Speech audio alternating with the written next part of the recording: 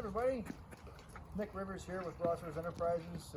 Got Dave Sondula and Ross Rivers here. We're going to do a little roundtable discussion, talk about some machinery, some experiences, different things in the turf industry that we found to be useful, and potentially some things that we found to be a bit of a problem. But it should be a fun, entertaining time here with the three of us, chatting stories back and forth. And I'll pass over to Dave to shoot us a couple of anecdotes. Fill us in on your career. Well, thank you. Yeah, my name's Dave Sandulo. I've been in the turf industry for about 40 plus years now. Started in Elmont, Ontario, and moved out to British Columbia in 1975 and got on with the Vancouver Golf and Country Club and spent 3 years there and was educated with the now NAIT University, which was formerly the Fairview College University, and sat on the board of advisors with that group, and my career just took off from there. I moved to the island in 1980, took on a superintendent's role along with private landscaping business and such, and started the Vancouver Island Golf Superintendents Association as we know it today, and came into contact with good people like Ross and Nick, and my career is in turfgrass management. I've retired for 4 years now, and just enjoying the benefits of having the time to share with family and friends. So, but looking at some of the things that have gone on in the turf industry with the new techniques and this system that we're talking about in particular today is very exciting for new managers and new operators of sports fields. So, Ross, I'll leave it to you. That's who I am. Great. Well, glad you could come. I just wanted to touch base on a few things that we've seen through our career on machines and what they've done for us, how they've changed. I can see when I was just a young fellow starting out in this, I saw my father gave me a pitchfork and he said, "Go and spike that green." And I couldn't believe it. Now I own a burner drain that goes and spikes that green. How about that? 30 years later, that's all automized. Same with phrase mowing. And I think I did it, phrase mowed a few lawns without even knowing I was doing it. I took a weed eater and burned it right down to the crown and reseeded it. Who would know that now we have a machine called a phrase mow to do the very thing. So a lot of the great things are happening still in the industry, and new machinery is coming out all the time. So I hope our little discussion today and our PowerPoint will enlighten you in just what some of these machines are doing. I think in construction, I've seen a lot of changes as well. One of the great things I've seen is the standardization of the specifications, you might say. So everybody's on the same page more than ever. We're using a proper spec sand for construction for the grow medium. We're using specified drainage rock. It's really changed around in these last 20 years for sure. So I don't know what you've seen. You've worked on golf courses before where there's new construction and had the opportunity to work with some golf course builders and architects. It's pretty interesting, some of the changes that have happened over these years. Well, obviously, yeah, you're right in all aspects there, but I think it's driven a lot of this. What we're looking at today is driven by the need for speed, and the people that we work for and are around today, and they want these facilities, whether it's lawn bowling, turfing, golf, anything. They just want it back in service as soon as they can, and in a quality way. So we've been driven over the last number of years to find equipment that can accommodate those needs of both the technical requirements that the superintendents and the managers and the sports managers see. But at the end of the day, it's the end user and the people that play on those facilities. They just know good turf from bad turf. So that the onus is on the managers to supply that in a quick and efficient way. So where we've come from 40 years ago, where I was top dressing greens with a wheelbarrow and planks and a shovel and a hand-pulled drag mat, we've come to where we are today, so that we're returning these facilities back into play, not only in an expedient way, but in a better quality, turf quality, and we're creating better environments for grass to grow in, so that we're producing really good results. And that's the whole game. And when our users see this, then it allows us to go in and do some of these things that may look pretty dramatic to them when they see this stuff coming on, and they're going, where the heck is my field gone?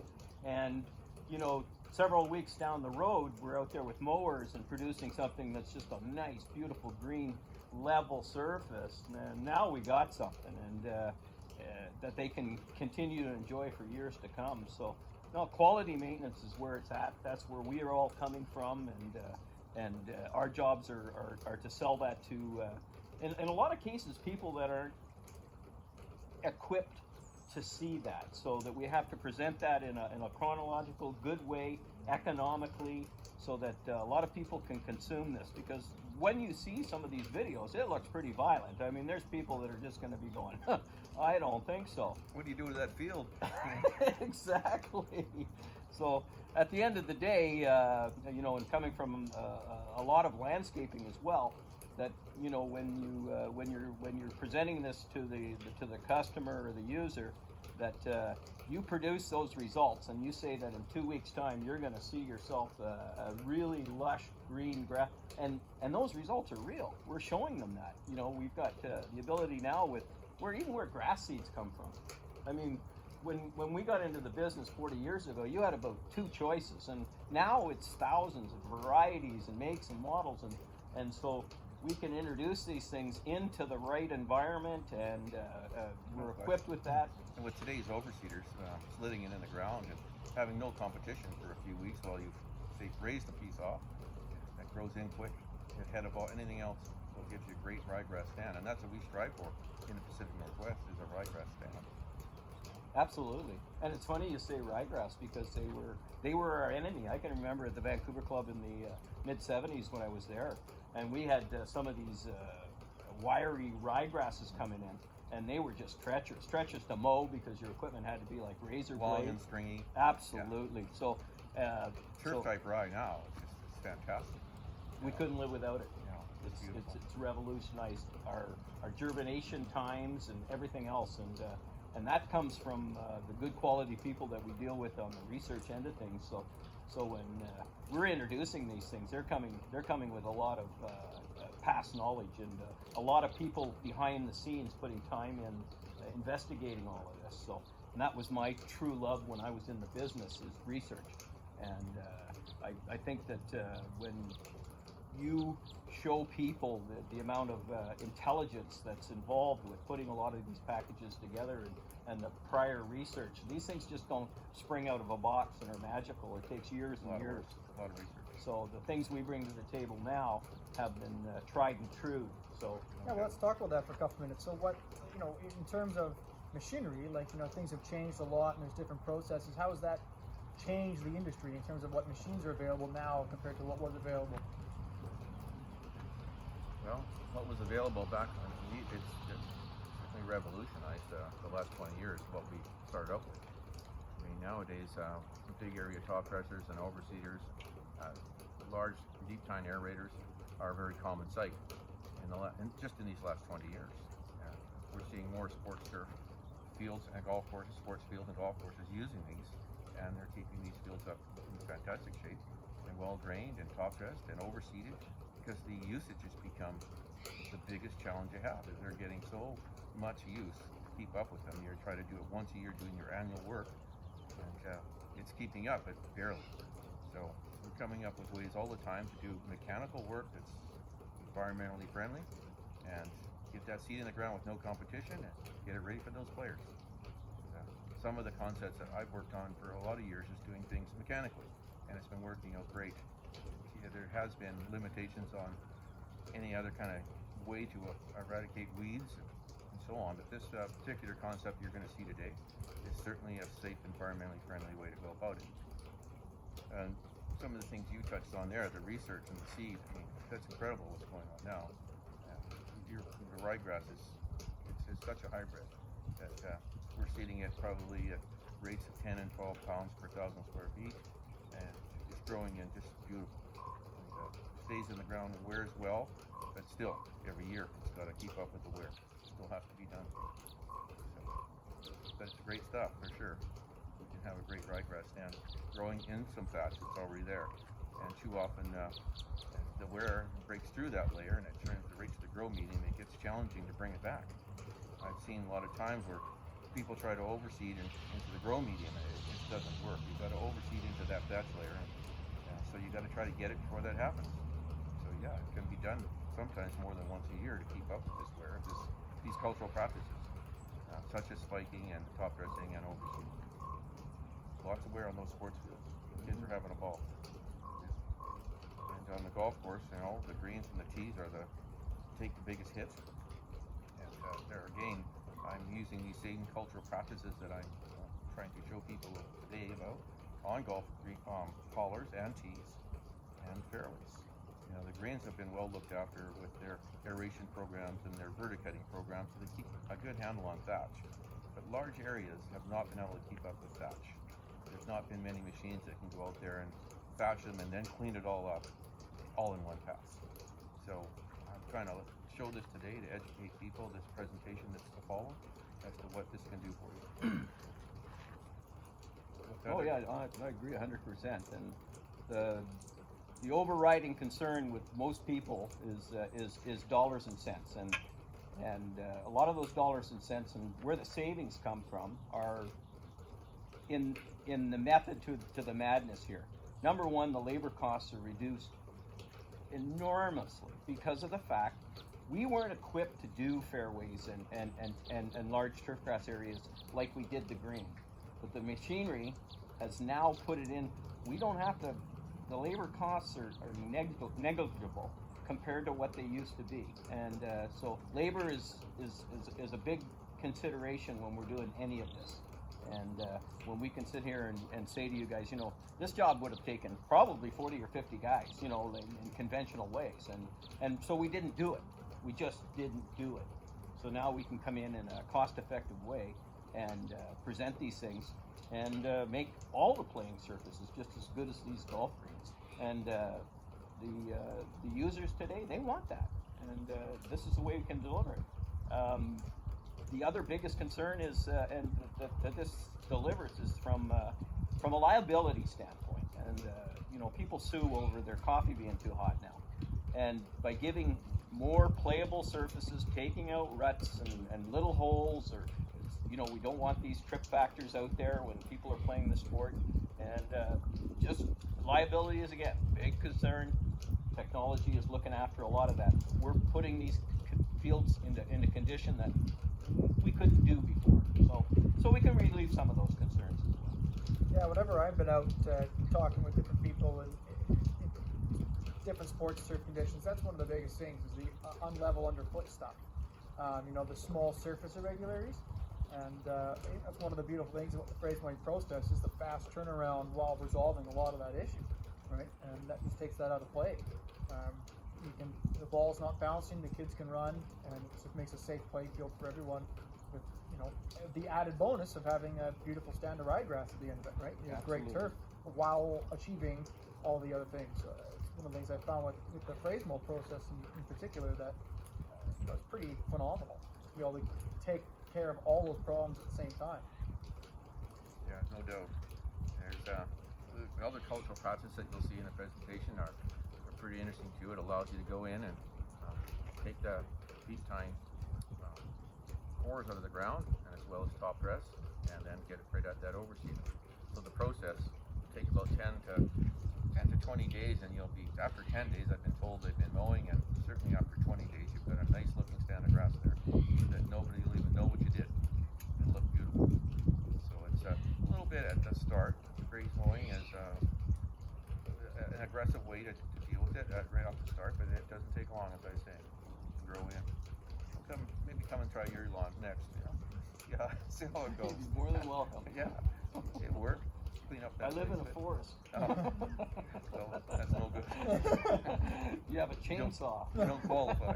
Yeah. But anyhow, some other changes that you've seen over your time in the golf course superintendent with machinery. I mean, remember when they started out with even mobility for us in the early days in the 70s and 80s, it was usually on foot. And nowadays there's a utility vehicle for everybody. And the industry's growing so much in equipment now. We can get around no problem. Cushman, I can recall seeing was the first Bushman I ever saw. It's amazing what they've come a long way now with it all. Greensmoors, what you would have seen with that, fairway moors, and same in the sports turf market. I've noticed that a lot of our rotary moors are all being used now to cut sports turf for pond fields and so on.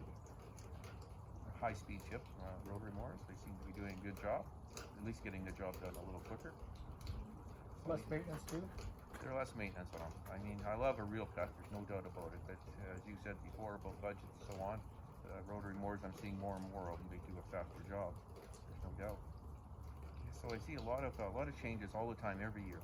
So it was a bit of a risk for me to bring in a Fraze mower to my company, and I brought it in for my own use to start with here, just to remove the turf so I could go ahead and do renovations on sports turf. And it's turned out to be Fraze mowing is also getting quite popular. And by adjusting that machine with the universal rotor I have, we're able to do removal or frazing, and it's working quite well. We're doing a number of jobs every year. Well, there's no question over the years the number of companies that have gotten themselves involved with turf management, and 40 years ago we were probably had a one or two suppliers of turf equipment, and then it grew from there. And it, from what I can remember, the Parks and Rec and they were using equipment that was slightly different than what we used on the golf course, but they started, like the Ransom Company, introducing some of their equipment into the golf courses, and then from there, companies like John Deere getting on board. And I'm not trying to do a commercial for any one of them, but there's various companies that went out beside. We dealt mainly with Jacobson and Toro equipment, and that's who presented equipment to the market. But since then, over the last 40 years, there's literally dozens of new, innovative people that have gotten involved and see this. They target this as a huge market for them to get their goods into. So when you see some of the newer equipment that Ross has introduced to Canada, and you just don't see it in other places, but in other countries it's been working so successful, and then to get it introduced here and get it in front of people, and Fraze mowing to me is just another notch in the belt of good turf management, and a good part of that process of getting you there, and supplementing the Fraze with your other cultural practices is sure. To me, it's, I'm sure 50 years from now people are going to sit in these same chairs and they're going to talk about, but at this point in time, this is marvelous, and it's going to be good for everybody.